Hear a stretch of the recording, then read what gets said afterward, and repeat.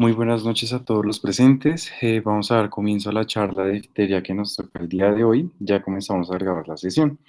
El día de hoy vamos a tener dos expositores, incluyéndome. Mi nombre es Juan Manuel Reyes, soy el presidente de Infectum MNG. Y junto al grupo de pediatría de la Universidad Militar que nos está acompañando en esta charla. Bueno, yo me presento, mi nombre es Natalia Pirawan y soy la actual presidenta de PepsiCo MNG. Entonces, si quieres, sigue. En cuanto al contenido de la charla, vamos a hacer inicialmente una definición de la difteria, posteriormente hablar un poco acerca de la historia, de la epidemiología. Ya nos centraremos en hablar del patógeno, de la patogenia, del diagnóstico y finalmente del tratamiento. Entonces, en cuanto a la definición, la difteria es una enfermedad bacteriana aguda que es potencialmente fatal y es causada por las cepas productoras de toxinas del Corynebacterium diphtheriae y ocasionalmente por las cepas de Corynebacterium ulcerans y el Corynebacterium pseudotuberculosis. No obstante, se ha visto que nuevas cepas del Corynebacterium diphtheriae no productoras de toxinas también pueden causar como tal la sintomatología clínica. Es importante mencionar que esta es una enfermedad inmunoprevenible y que hoy en día, como ya lo mencionaremos más adelante en la epidemiología, se considera una enfermedad reemergente. Siguiente.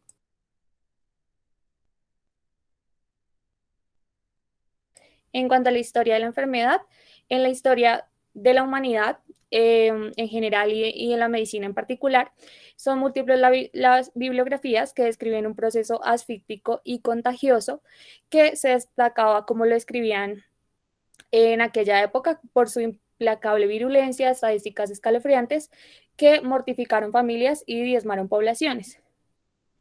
Fueron las primeras descripciones de Hipócrates en el siglo V antes de Cristo en su tercer libro sobre las epidemias y posteriormente en la China antigua también la describieron. A esta enfermedad se le acuñó el nombre de, regálame un momento, qué pena.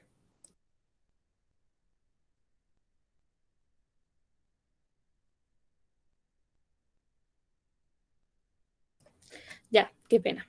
A esta enfermedad se le acuñó el término de garrote, porque, como vemos en la imagen superior, el cordel que obraba en toda la circunferencia de la garganta eh, ocurría, básicamente describía lo que ocurría como tal en la enfermedad en cuestión. Las primeras epidemias descritas en Europa datan del siglo V. Posteriormente se reportaron epidemias en Estados Unidos y en Inglaterra.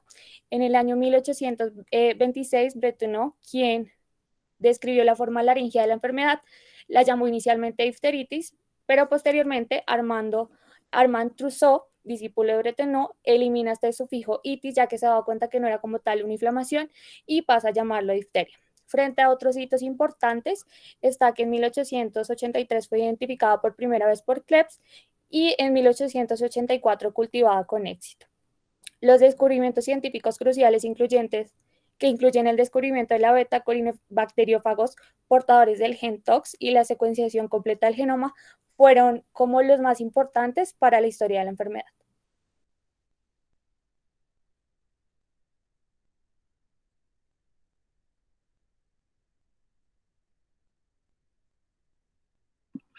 Listo. Entonces, en cuanto a la epidemiología, como sabemos, la difteria no es algo muy frecuente. Entonces, hay últimamente con el fenómeno migratorio que vemos en Venezuela desde el 2016 en el país en el que estamos ahorita, Colombia, hay un brote como tal de difteria que ha fortalecido como tal los eventos de vigilancia acá en Colombia con respecto a la difteria y así prevenirlo.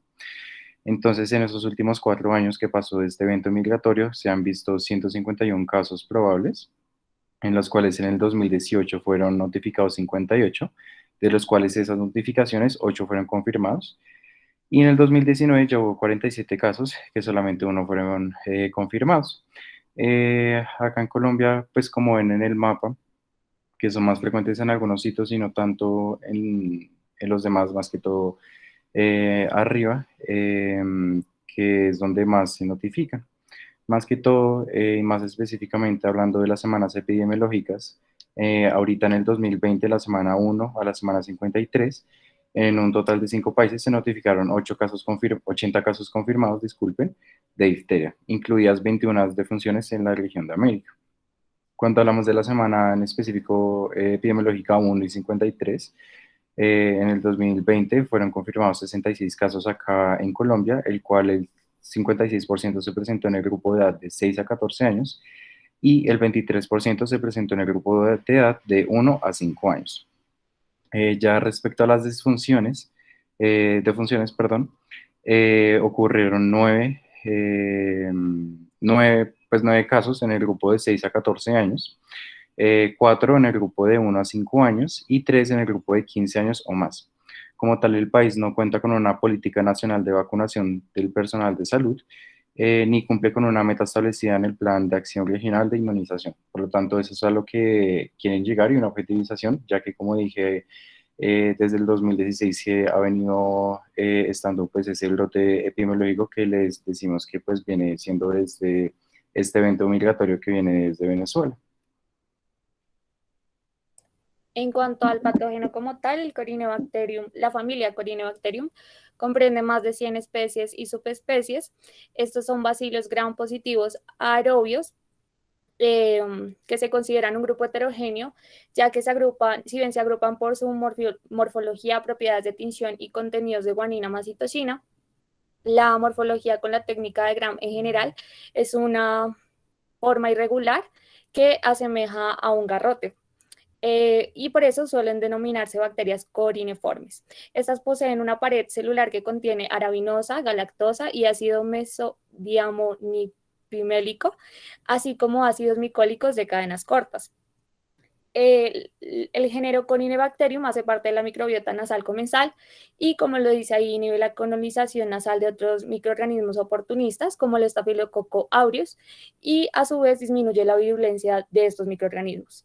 Estas bacterias se consideran, bueno, como ya lo mencionaba, aerobias o anaerobias facultativas, son inmóviles y catalasa positivas. Asimismo pueden fermentar los carbohidratos en ácido láctico y colonizan piel, aparato respiratorio superior, aparato digestivo y aparato geniturinario del ser humano de manera normal. Siguiente.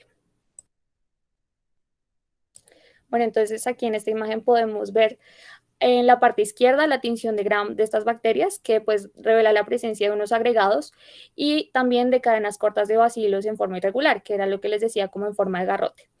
A la parte derecha vemos una tabla de varias especies de corinebacterias que en general actúan como patógenos oportunistas y en realidad son pocas las especies que son toxigénicas y clínicamente importantes. Entre ellas pues está, como ya lo mencionaba, el Corynebacterium diphtheriae, el Corynebacterium pseudotuberculosis y el Corynebacterium ulcerans. Siguiente. En cuanto al Corynebacterium diphtheriae, este es un bacilo pleomorfo que se tiñe de manera irregular. Se emplean medios más selectivos para recuperar este patógeno, pues usualmente las muestras están contaminadas con otros microorganismos. Esta especie se subdivide a su vez en 4 biotipos en función de la morfología de sus colonias y de sus propiedades bioquímicas en Belfanti, que usualmente no es toxigénico, gravis, intermedius y mitis, de acuerdo a la gravedad que presente la enfermedad. Entonces, gravis para grave, intermedio para intermedio y mitis para leve. El principal factor de virulencia como tal del Corynebacterium es la toxina difterica, de la que ya vamos a hablar específicamente más adelante, y esta es codificada por el gen TOX que se adquiere mediante un bacteriófago lisogénico. Siguiente. Entre otros factores de virulencia que presenta el patógeno,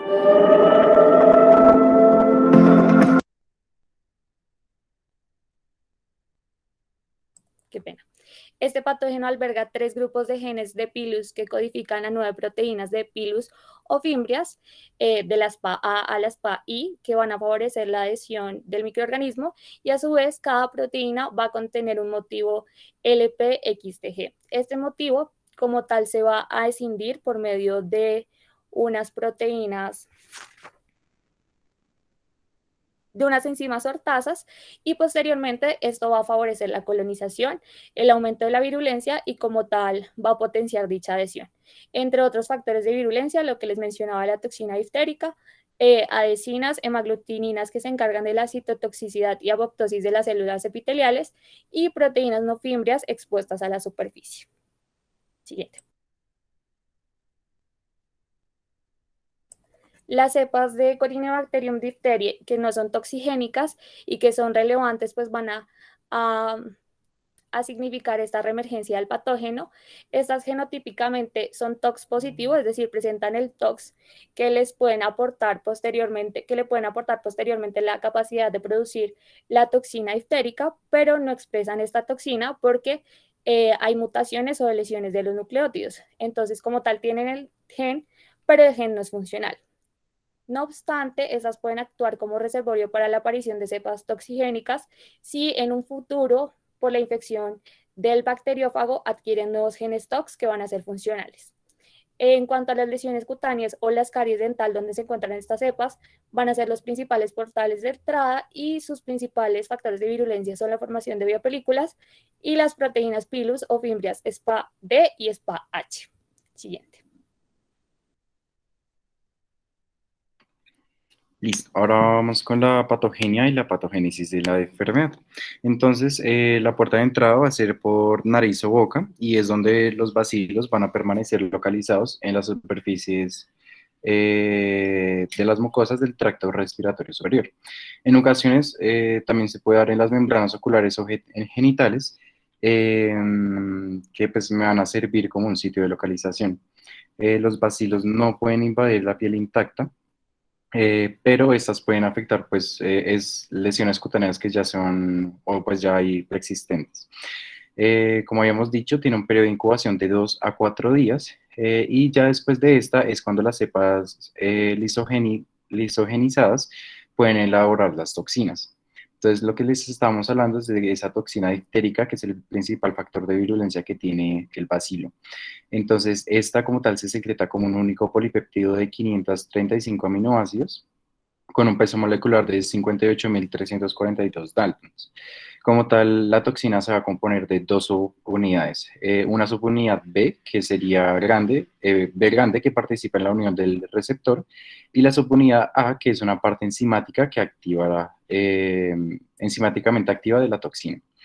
La toxina inicialmente se absorbe en la membrana de la célula diana, que al unirse a un receptor en en la superficie celular, se une a este receptor y luego se va a meter y se introduce a la célula por endocitosis mediante el receptor. Cuando está en el complejo endolisosomal, sufre un cambio conformacional en la subsecuencia, liberando como tal esa subunidad A, que era la que les estaba diciendo que era enzimáticamente activa, en el citoplasma. Esa subunidad A pues, va a transferir un grupo de adenosina difosfato, que desde la nicotinamida enamida nucleótido, que sería la NAD, al factor de elongación 2, que es lo que va a estar afectando a la célula. Esta glibosilación activa, o bueno, no activa sino inactiva como tal el factor de elongación 2 y me va a inhibir la síntesis de la proteína en la célula. Entonces las toxinas del cólera y de la tosferina pues también me van a hacer algo parecido, que median en la ribosilación de la proteína diana mediante pues este mecanismo haciendo la inhibición de las proteínas en la célula. Además, pues, de la inhibición de la síntesis de proteínas celulares, se ha descrito también un mecanismo independiente de citólisis. En presencia del calcio y magnesio, esta toxina diftérica tiene una actividad similar a la nucleasa que causa una fragmentación del ADN que pues va a resultar a la citólisis de la célula. Ya cuando hablamos de las consecuencias que tiene esto, entonces hay una necrosis tisular marcada que va a ser mediante esta toxina que se produce en las extremidades, en las proximidades, qué pena, de la colonización por la difteria, ¿no? Por la bacteria, e induce una fuerte respuesta inflamatoria local. Esta respuesta inflamatoria junto al tejido necrótico me va a producir un exudado irregular que inicialmente pues, se puede eliminar.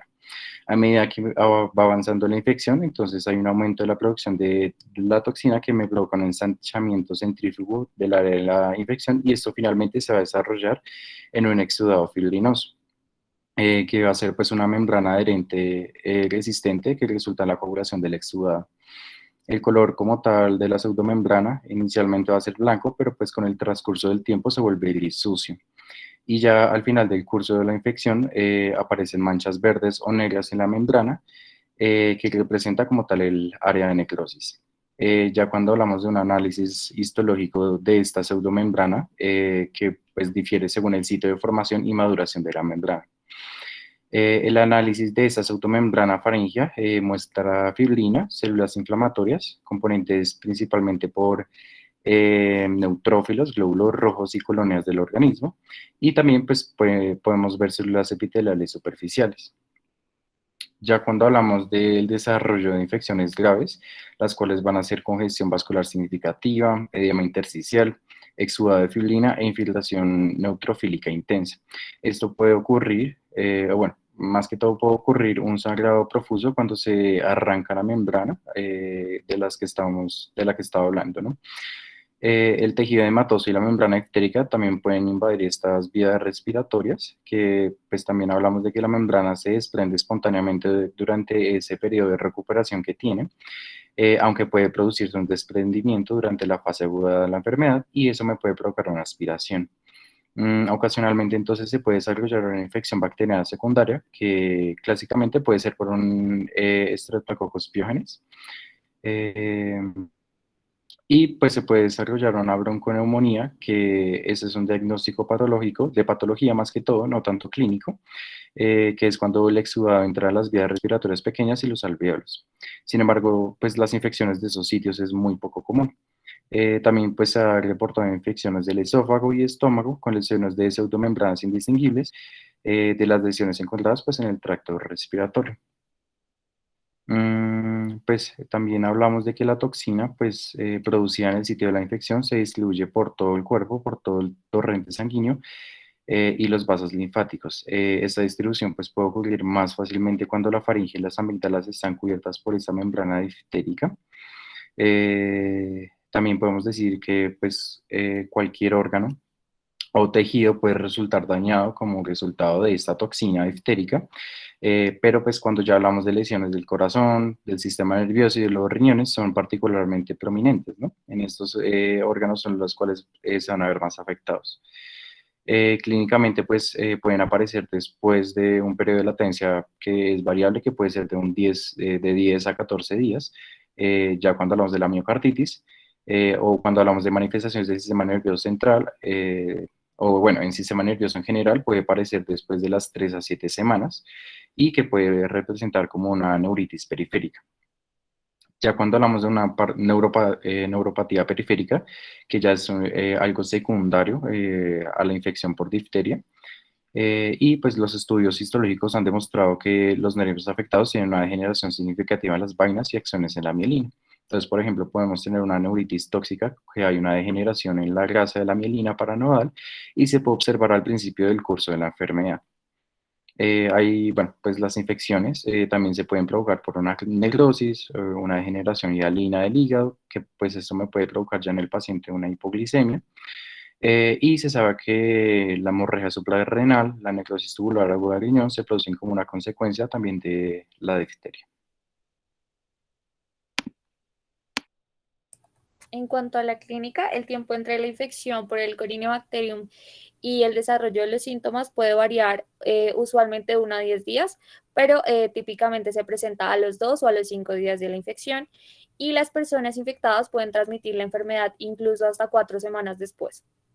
Lo importante de la clínica es que es la que nos va a permitir hacer un diagnóstico precoz y un tratamiento presuntivo de la enfermedad. Y de eso va a depender que no se desarrolle como tal una de las formas clínicas, una de las formas de presentación clínica de la enfermedad, que es la grave, que ya la describía Juan Manuel, que es la miocarditis y la neuropatía. En cuanto a los factores de riesgo de la infección, está la no inmunización, el hacinamiento, un sistema inmune comprometido, antecedente de dermatitis atópica o viaje a áreas endémicas, más aún si hay un antecedente de no inmunización. En cuanto a las otras dos formas de presentación clínica, está la respiratoria, que como ya también lo mencionaba Juan Manuel, se caracteriza por una faringitis pseudomembranosa, ya vamos a ver una imagen de eso, ganglios cervicales agrandados, que pues ahí podemos ver una imagen, y a lo que se le acuñó un término coloquial de cuello de toro, o la presentación cutánea, en la que vamos a ver una pápula que posteriormente pasa a una úlcera que es inflamatoria y no cicatriza. Sí. Entonces acá ya podemos ver a las formas de presentación de la enfermedad, el cuello de toro característico por la inflamación de los ganglios en la imagen A. En la imagen B vemos esa faringitis o esa formación de la pseudomembrana blanca, que blanca grisácea, que como lo mencionaba Juan Manuel, al raspado causa sangrado. Y en la imagen número C, pues ya vemos esa úlcera que les digo que es inflamatoria y no cicatriza. Sigue. Ya en cuanto al diagnóstico, como les mencionaba, inicialmente se va a hacer por la clínica, la sospecha de la clínica y la aparición de esta pseudomembrana, aunque es importante tener en cuenta que previo a eso hubo inicialmente un eritema, posteriormente un exudado como también grisáceo y blanquecino, y ya como en la etapa tardía de la presentación aguda, ya es la formación de esa pseudomembrana. Entonces, a partir de la sospecha clínica, lo que se va a hacer es confirmarlo mediante el aislamiento como tal del Corynebacterium. Esto se va a hacer por medio de dos opciones. Entonces, o el hisopado o la biopsia. Sin embargo, la biopsia y posterior la histopatología va a ser más útil para los casos de la presentación grave, la miocarditis o la neuropatía que mencionaba Juan Manuel, para encontrar todos los hallazgos histológicos que nos pueden indicar cuán grave va el desarrollo como tal de la enfermedad, y la que sí se emplea de rutina, que es el hisopado, en, bien sea en cavidad nasofaringea, en la garganta, en heridas o en lesiones cutáneas. Ya posterior a esto, se va a hacer el cultivo, se va a hacer el aislamiento primario a partir del cultivo en agar sangre o en medios que contengan telurito de potasio. En el agar sangre vamos a ver que se van a presentar como colonias negras con centros opacos, y en el agar de telurito de potasio, también, o que también recibe el nombre de agar de telurito de Hoyle, este no va a ser selectivo, por lo que vamos a tener que diferenciar las colonias de gris a negro que presenta el Corynebacterium con las colonias negras propias del Streptococo.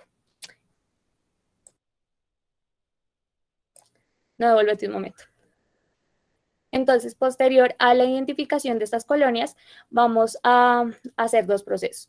Inicialmente, pruebas enzimáticas para identificar ante qué especie nos estamos enfrentando. Estas pruebas enzimáticas, como lo ven ahí, consisten en nitrato, ureasa, catalasa, cistinasa y piracinamidasa, y a partir de los resultados que dé positivo o negativo en las diferentes, pues vamos a ir sospechando frente a distintos patógenos. Esta detección usualmente demora 4 horas, pero se han desarrollado nuevos medios de detección de las especies, como es el Malditoff. Ahora sí sigue. Entonces, frente al Malditoff, para entender un poco cómo funciona, vamos a sintetizar su nombre. Entonces, Maldi hace referencia a una desorción e ionización láser asistida por matriz, y el TOF hace referencia a una terapia de vuelo. Entonces, en cuanto a la primera parte, vamos a hablar que al ser una tecnología asistida por matriz, lo que va a ocurrir es que vamos a llevar a la muestra, vamos a ponerla en una matriz. Dicha matriz se va a introducir en el Malditoff, y allí lo que va a ocurrir es que va a ser irradiada por un láser, que posteriormente lo que va a ocasionar es que esta muestra se pulverice y se volatilice. Ya volatilizada va a estar en conjunto con la matriz, que le va a aportar algunos protones para ionizarla durante este proceso. Ya posteriormente la matriz se desprende y pues nos queda la muestra ionizada y volatilizada. Esta muestra lo que va a hacer es viajar por ese conducto cilíndrico que vemos ahí a través de la segunda parte de la prueba, que es el detector de iones que se acopla al MALDI, y que lo que va a hacer es acelerar las moléculas para que posteriormente, a partir de unos patrones establecidos y a partir de lo que detecte el círculo que vemos arriba, los compare y haga una detección específica como tal de la especie identificada. Devuélvete una, por favor. Entonces, eso en cuanto a la identificación de la especie. Otro proceso que vamos a tener que hacer es como tal las pruebas de toxigenicidad. Esto se hace por medio de PCR o también es posible hacerlo por la prueba de Leck. En la prueba de Leck lo que va a consistir es que se va a emplear un medio y en el medio lo que se va a poner es la toxina antidiftérica. Entonces, no sé si pueda señalar la línea vertical, no, ahí abajito en la prueba de Leck, la línea vertical, esa línea, ahí es donde vamos a poner una banda con la toxina antidiftérica y las cepas de las colonias que tengamos las vamos a poner de manera horizontal y digamos ahí da una reacción positiva identificando que pues en esa muestra como tal si esa cepa sí está produciendo como tal la toxina diftérica.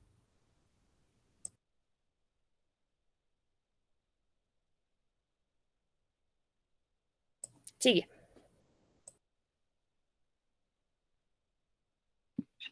Listo, y entonces con el tratamiento. Entonces hay un objetivo claro para el tratamiento y es de que se basa en la neutralización de la toxina libre y la erradicación como tal de la difteria, ¿no? Del bacilo.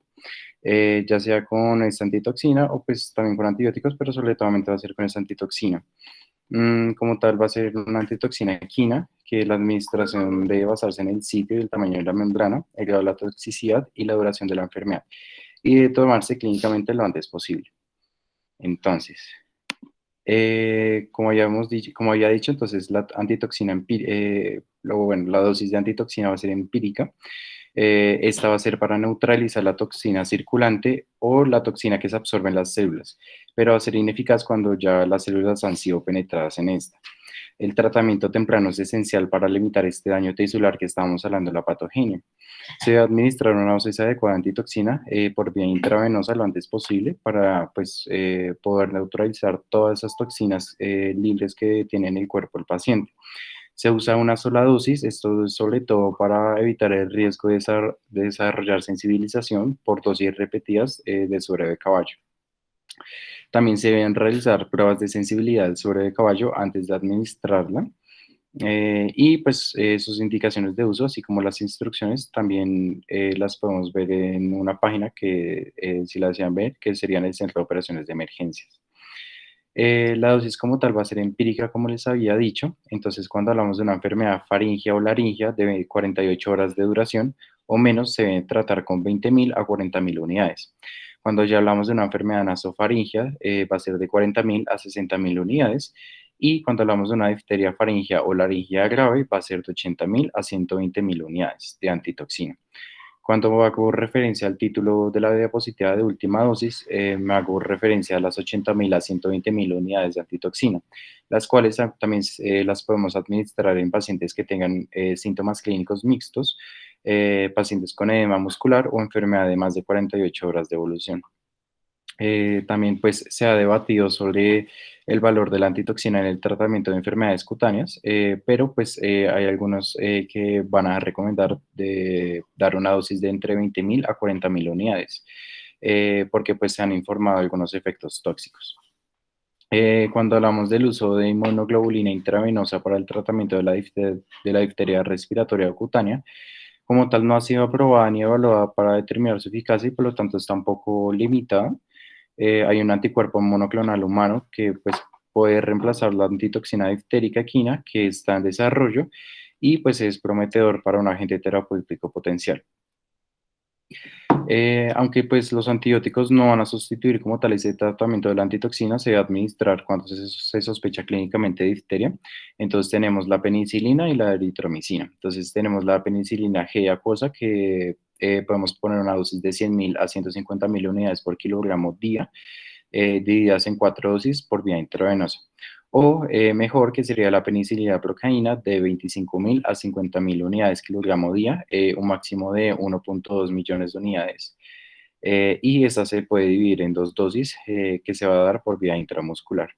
Ya cuando hablamos de la eritromicina, que es una dosis diaria de 40 a 50 miligramos kilogramo, que máximo por día podemos administrar 2 gramos, y se va a dividir en 4 dosis divididas durante 14 días.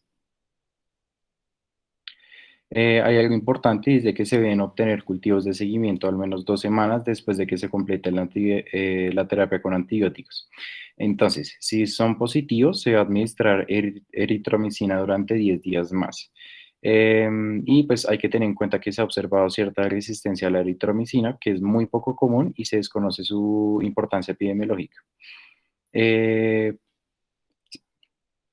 También pues hablamos de profilaxis en pacientes los cuales vamos a darle un booster de la vacuna y también una penicilina G benzatínica de 600.000 unidades en menores de 6 años, 150.000 unidades mayores de 6 años y eritromicina de 40 miligramos día en niños y 1 gramo día en adultos dividido en 4 días durante 7 días. También es importante que tenga un aislamiento por contacto directo por 48 días.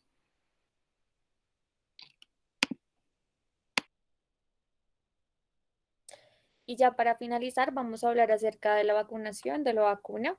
La DPT, que es la vacuna con la que se encuentra el toxoide de difteria, en conjunto con tétanos y la de células enteras de bordes de tela pertussis, es una vacuna inactivada o muerta.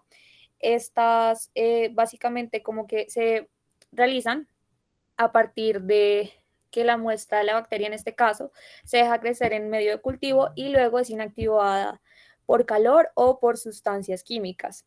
Al ser un toxoide, es decir, es una vacuna fraccionada, entonces, aparte de lo que ya les mencioné, el paso posterior es que el microorganismo es tratado para ser purificado y que solo una parte específica de la bacteria en este caso se emplee como tal. Entonces, frente a las presentaciones de la vacuna, vamos a ver la DPT. Esta en Colombia se encuentra disponible en la presentación pentavalente, aunque en realidad es pentacombinada porque combina distintos antígenos de distintos microorganismos en conjunto con el Haemophilus influenza tipo B y la hepatitis B.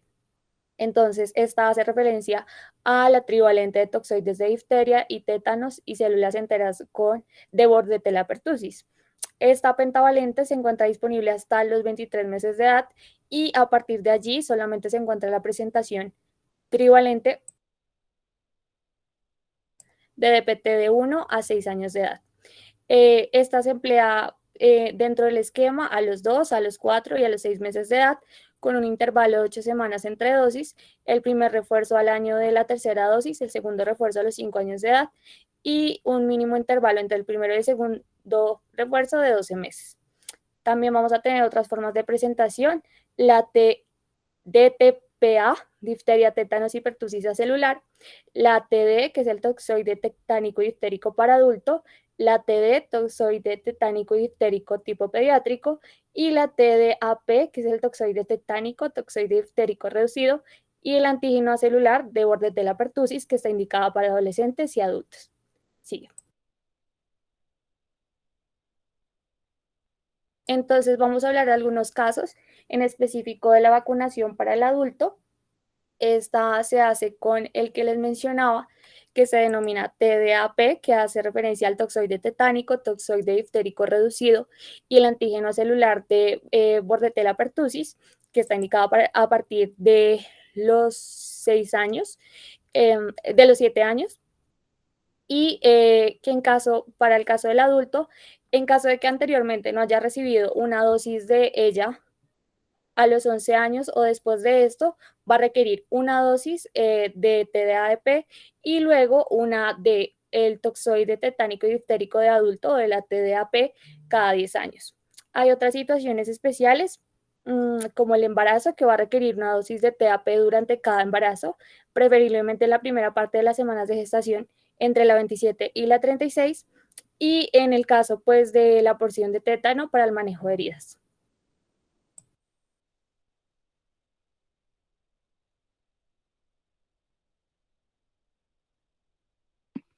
Y ya para finalizar, entonces voy a hablar un poquito de la epidemiología de la vacuna y su importancia. Entonces, es muy importante o es clave los parámetros epidemiológicos y sobre todo el papel de los individuos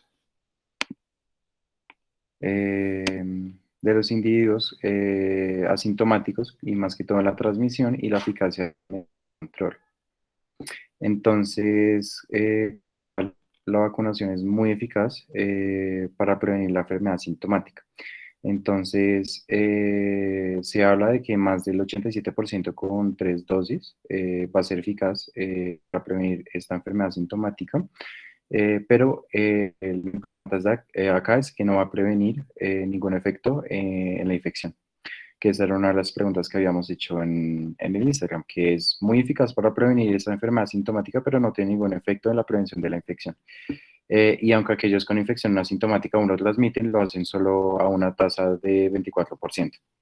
Al tener en cuenta eso, entonces encontramos que la difteria es simultáneamente menos predecible de lo que se pensaba anteriormente, pero también es pues, más difícil de controlar a través de la vacunación.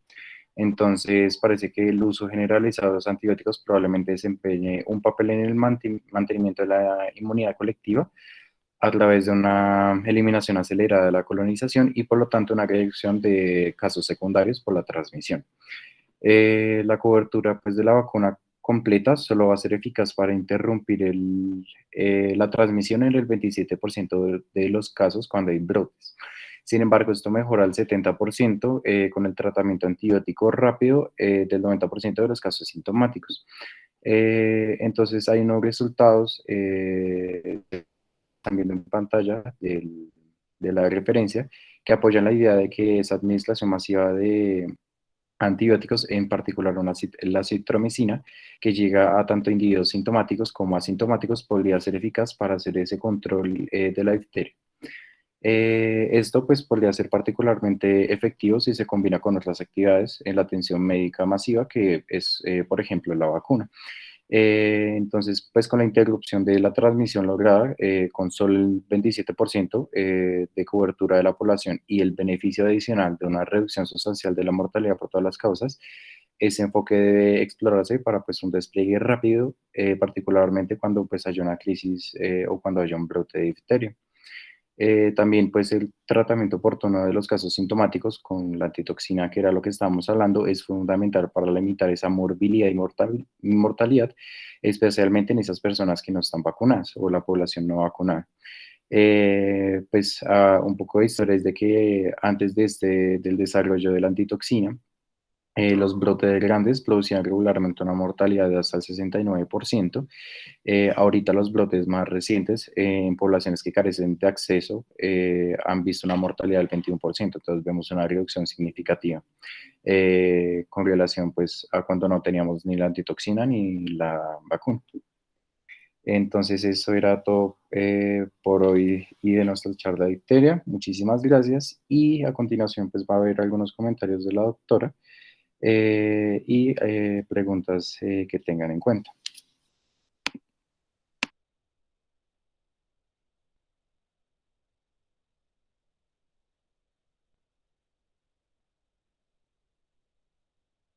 Buenas noches, ¿me escuchan?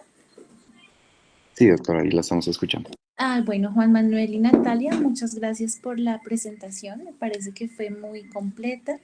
Y bueno, difteria es un tema que uno no tiene tan presente en el día a día, porque pues realmente no se habían vuelto a ver casos con la vacunación y bueno, con todo lo que habías mencionado, pero cada vez estamos viendo casos y sobre todo, por ejemplo, a partir de en nuestro país, a partir de la migración venezolana.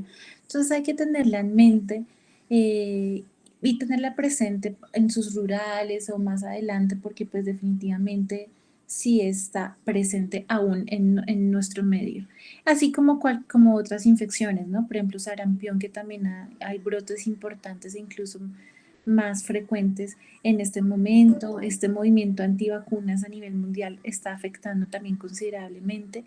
Y bueno, pues me parece que la exposición fue muy completa. No sé si alguno tenga alguna duda o inquietud, pero los felicito. Muy, muy buena, me gustó mucho. Muchas gracias.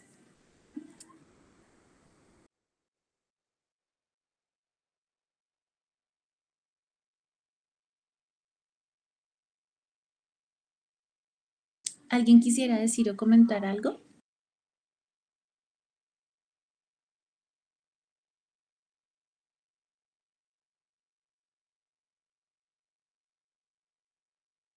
No, doctora, de acuerdo con usted y en lo que leía es muy importante pues tener en cuenta lo de la vacunación, sobre todo pues por este evento de migración y sobre todo pues con las otras medidas que les hablaba de del uso del tratamiento temprano, pero sobre todo obviamente todo apoyado con la vacuna, o sea, porque como les dije, esa reducción de mortalidad también es muy importante y sin la vacuna pues sí, sería peor. Entonces, Sí, así es. Quisiera también aprovechar la oportunidad para invitarlos este fin de semana, mañana y el sábado, no sé si saben, los residentes de medicina interna están organizando un simposio, el segundo simposio de medicina interna.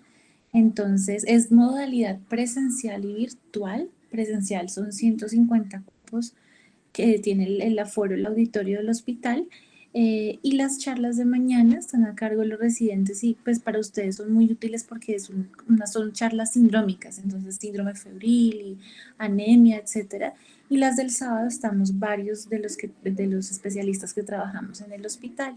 Entonces, si quieren, les mando, o Alejandro, si quieres, te mando el programa y el link de inscripción, ya sea virtual o presencial, es también interesante para los que quisieran.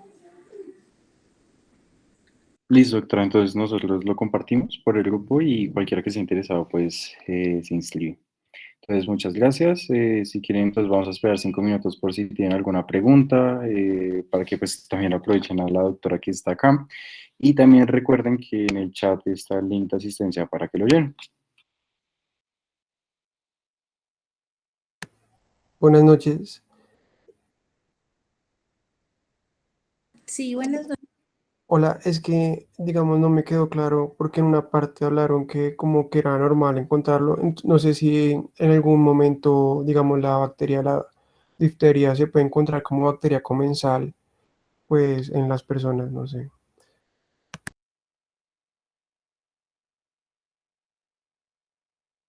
Sí, sí podría llegar a, o sea, uno puede ser portador de la bacteria. Sí, sí, sí, eso sí puede ocurrir, pero lo importante ahí es prevenir la enfermedad. Entonces sí puede uno llegar a ser pues puede estar colonizando, uno puede ser portador de la bacteria, pero lo importante ahí es evitar la enfermedad como tal.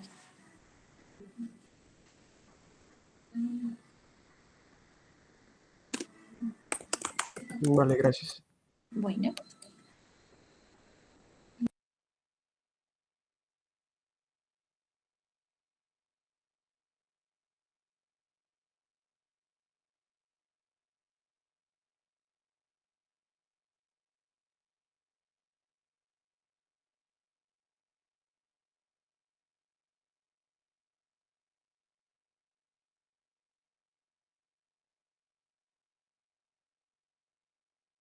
Bueno, creo que no hay más preguntas. Listo, entonces muchísimas gracias a todos por asistir, sobre todo pues a la doctora por estar acá presente. Cualquier cosa, estamos pendientes por el Instagram o por WhatsApp, recuerden el link de asistencia. Muchas gracias, que tengan buena noche. Gracias también a ustedes y que pasen una feliz noche. Hasta luego. Muchas gracias.